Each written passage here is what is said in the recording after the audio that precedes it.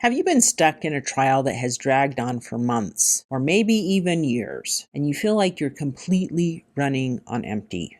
You check your spiritual checklist every day, you're praying, you're reading, and you're trying to do your best. But the dark cloud over your home and the heavy anxiety in your heart just doesn't seem to budge.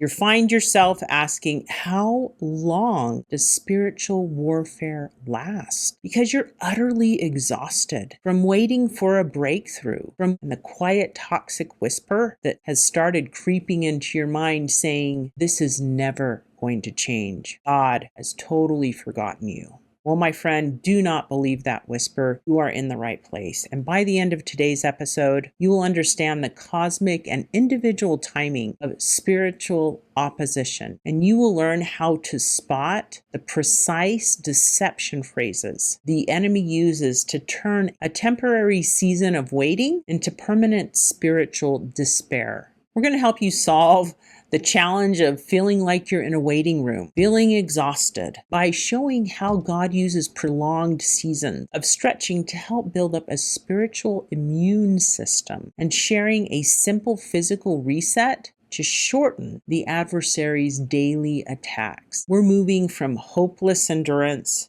to resilient authority. Stay tuned. Ordinary women, extraordinary faith.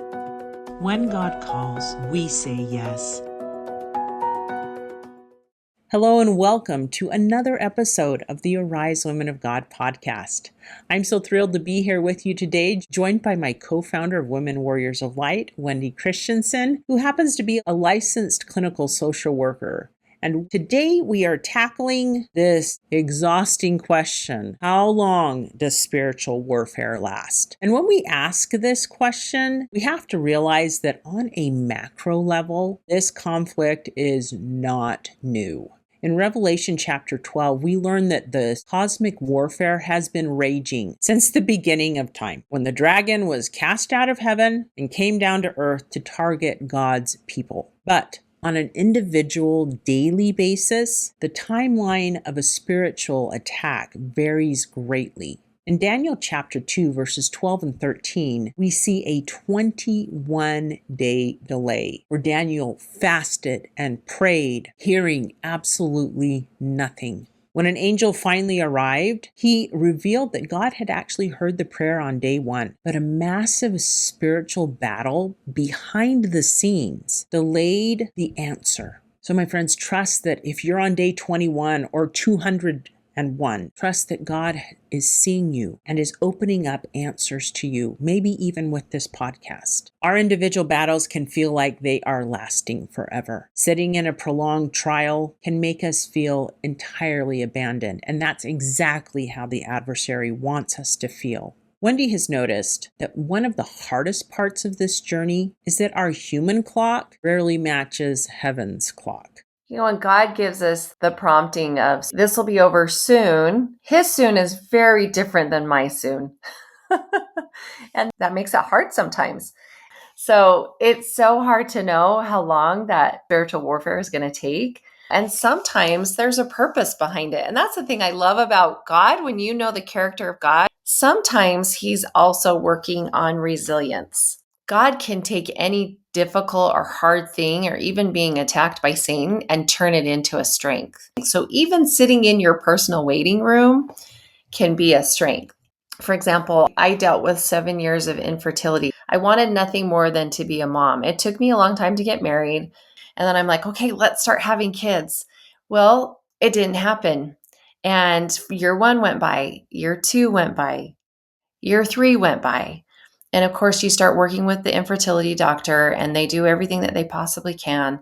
Nothing was working. So come upon year 6 and I start learning that I need to have a procedure. And it kind of came to a point where I was like, really, God? And I felt so tired and exhausted and overwhelmed and just really sad that this was the conclusion that it came to. I was in this space of difficulty. That's kind of when Satan weaseled his way in and was like, yeah, let's blame God. It was God's fault that you're in this place. You've been doing everything that you can. You've been following your promptings. You've been listening.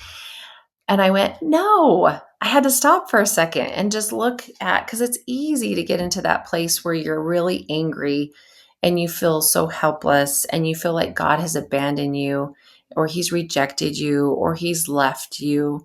Satan wants you to get into that space. And that's another tactic that he uses to isolate you from God.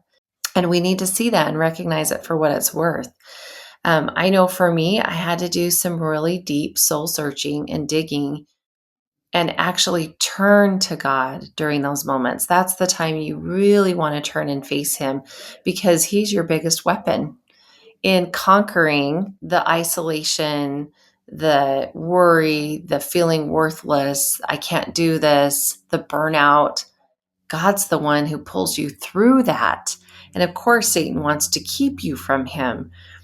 And after 7 years, we were finally blessed to welcome a beautiful girl. And I know it was in that waiting room that I became resilient. It's almost like when when you're sick and your body needs to build up its immune system. I felt like that's what happened during those 7 years of waiting for children. God built my immune system when I thought he was tearing me down. I love that clinical concept of a spiritual immune system. While some spiritual battles drag on for seasons to build our resilience, other daily attacks can be shortened significantly when we pay attention to our physical bodies. Just earlier today, I was hit with an unusually heavy mental block while trying to work on this podcast. I knew that by sharing this content on spiritual warfare, it's a way for me to share light and tactics that we can use against the adversary. And I think the adversary was trying to paralyze my entire day.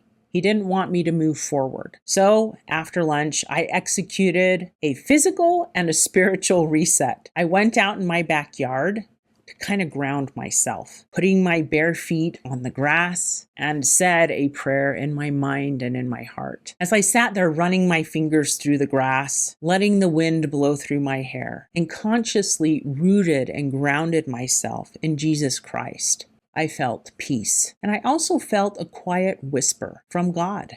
He didn't give me a complex theological answer. He simply whispered that I was running too hard and I wasn't getting enough sleep. The spiritual attack was capitalizing on my physical depletion. So I went inside and took a nap. I figured God said you need to rest, so I did. And when I woke up, the gloom was gone, and I could easily tackle this podcast. Sometimes taking care of our physical bodies is the ultimate way to conquer a spiritual attack. And God will inspire you to know what you need to do to break the current siege. So ask God what you need to do to win today. He will guide you.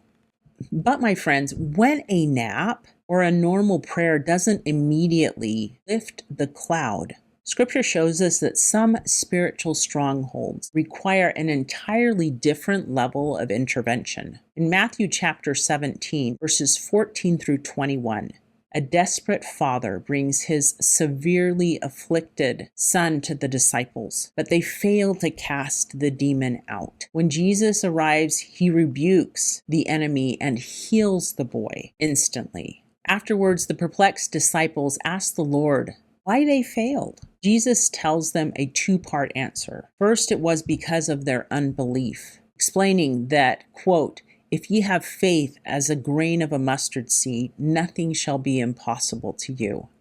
However, he also added this beautiful piece of insight that we can also use in our battles today.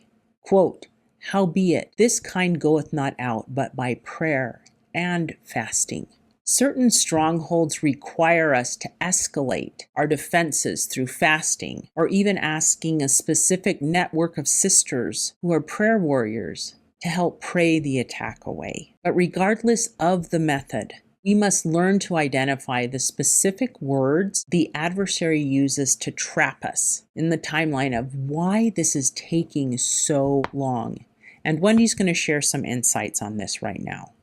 In the opposition, I actually became stronger.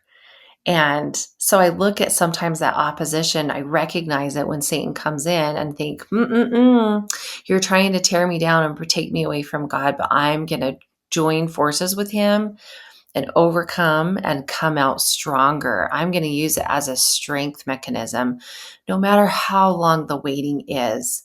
So when it gets so hard and so difficult, and I know it does, and I know it will, keep turning to the Lord and don't let Satan overtake you and think that you're never going to get through this. It's never going to end. It's never going to change.